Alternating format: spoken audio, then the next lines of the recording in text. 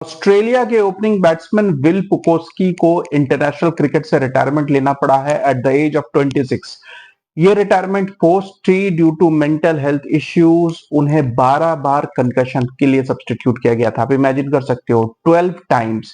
Ricky Ponting ने कहा था कि उन्हें फास्ट बॉलर्स के खिलाफ अपने टेक्निक के ऊपर काम करना होगा, वरना उन्हें सिर पे चोट लगती रहेगी और ये सीरियस इंजरी भी हो सकती है।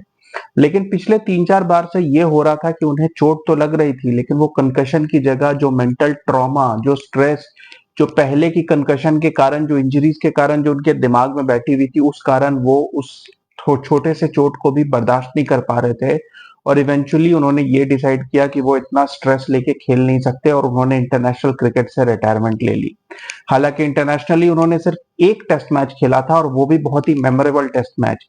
ये पिछले बॉर्डर गावस्कर ट्रॉफी में सिडनी टेस्ट था। ये वही टेस्ट मैच था जिसमें रविचंद्रन अश्विन और हनुमा विहारी लास्ट तक पार्टनरशिप करते रह गए थे, जिसमें ऋषभ पंत ने एक बहुत ही, आप कह सकते हो, मेमोरेबल इनिंग्स खेली थी 97 की, जिसमें उन्होंने नेथन लायन को काउंटर अटैक किया था। वही टेस्ट मैच जो ड्रॉ हो गया था, उसमें विल पुकोस्की ने पहली इनिंग्स में, अपनी डेब्यू इनिंग्स में 62 रन बनाए थे। दूसरी इनिंग्स में वो 10 रन पे आउट हो गए, लेकिन बाद में फील्डिंग करते वक्त स्लाइड मारते टाइम उन्हें शोल्डर इंजरी हो गई, वो 6 महीने के लिए बाहर हो गए। लेकिन उस टाइम उन्होंने भी नहीं सोचा होगा कि ये उनका आखिरी टेस्ट मैच है, क्योंकि उस टाइम पे वो सिर्फ 23 इयर्स के थे और अपनी डेब्यू में हाफ सेंचुरी बनाने के बाद उन्हें ऐसा लगा होगा कि अब शायद उनका बहुत लंबा करियर है।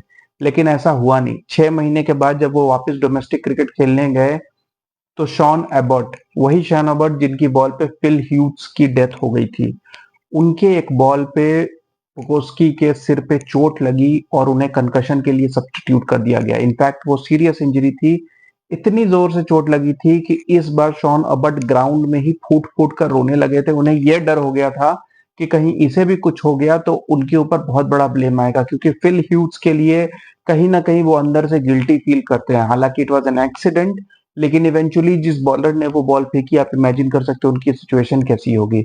और विल पुकोस्की के साथ भी बिल्कुल यही हुआ था। विल पुकोस्की का फर्स्ट क्लास रिकॉर्ड जबरदस्त था। हालांकि इवेंचुअली उनका एवरेज थोड़ा नीचे आ गया, बट स्टिल ऑस्ट्रेलिया की डोमेस्टिक क्रिकेट में 45 की एवरेज से उन्होंने 36 फर्स्ट क्लास गेम्स खेले थे। इनफैक्ट एक ऐसा टाइम था जब उनकी डेब्यू के पहले यह कहा जा रहा था कि he is the next Ricky Ponting of Australia.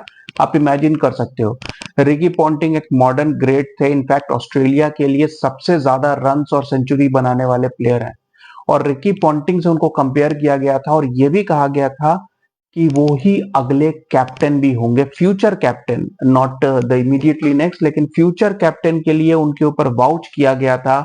बहुत सारे ऑस्ट्रेलियन ग्रेट्स ने कहा था कि ही इज द सुपरस्टार।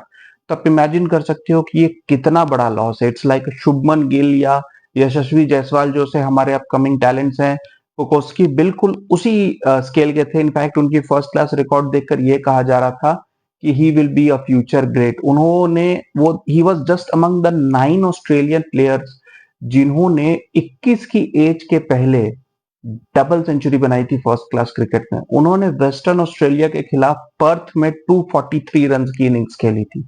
तो इससे आप इमेजिन कर सकते हो कि उनके अंदर कितना ज्यादा टैलेंट था। लेकिन अनफॉर्चुनेटली एक टेक्निक की वीकनेस कह सकते हो अगेंस्ट शॉर्ट बॉल, जो उनके फ्यूचर के लिए नेमेसिस साबित हुई। और इतनी इंजरी के बाद, like that incident, that accident of Phil Hughes still haunts a lot of cricketers. और विल पुकोस्के भी शायद कहीं ना कहीं उस इंसिडेंट के बारे में सोचते होंगे, और ये सोचकर उन्होंने जो डिसीजन लिया, आई एम श्योर ये उनके करियर के लिए बेनिफिशियल है। अब वो आगे जो भी अपने चॉइस करते हैं, we wish him all the best. लेकिन इनको देखकर मुझे एक इंग्लैंड के क्रिकेटर टेलर की याद आ गई, जो भी इस तरीके के टैलेंटेड क्रिकेटर थे। मेरे ख्याल से शायद वो जो रूट से भी ज्यादा टैलेंटेड थे। 2015 का वर्ल्ड कप भी खेला था उन्होंने, लेकिन उनको एक हार्ट की प्रॉब्लम हो गई थी, जिसके कारण उन्हें इंटरनेशनल क्रिकेट से रिटायरमेंट लेना पड़ गया था। तो इस तरह के अनफॉर्चुनेट इंसिडेंट्स होते रहते हैं। लेकिन जो स्ट्रेस और ट्रॉमा विल पुकोस्की के अंदर बैठ गया था, आप इमेजिन कर सकते हो कि mental health and stress is a serious issue now.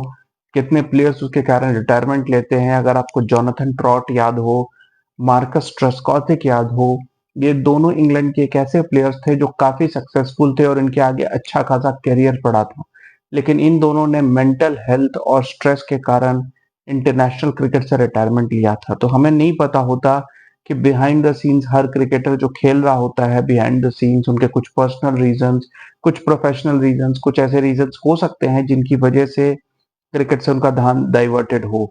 Jonathan trout मेरे ख्याल से definitely one of the greatest England batsman हो जाते अगर वो अपना पूरा करियर फुलफिल करते, 36-37 की एज तक खेलते, तो मेरे ख्याल से वो बहुत बड़े प्लेयर हो सकते थे। Trescothick still is among the best English openers, लेकिन उनके साथ भी अनफॉर्चुनेटली कुछ ऐसा हुआ था and these people left cricket at their peak, they were performing very well and अब विल पुकोस्की के जाने से ऑस्ट्रेलिया की जो ऑलरेडी एग्जिस्टिंग टेस्ट में ओपनिंग बैट्समैन की प्रॉब्लम चल रही है वो कंटिन्यू रहेगी। उस्मान ख्वाजा जो अभी ओपनर हैं वो 37 प्लस हैं। स्टीव स्मिथ एक मेकशिफ्ट ओपनर हैं, लेकिन उन्हें अभी तक सक्सेस नहीं मिली। अगर मिल भी जाती है, unfortunately Steve Smith is also towards the final you can say stages of his international career. तो ऑस्ट्रेलिया के पास अभी कोई भी स्टैटिक ओपनर नहीं है, डेविड वार्नर रिटायर हो चुके हैं, तो ऑस्ट्रेलिया को अब एक नया ओपनर ढूंढना होगा and unfortunately it can not be Will Pucovski. Keep watching guys, thank you.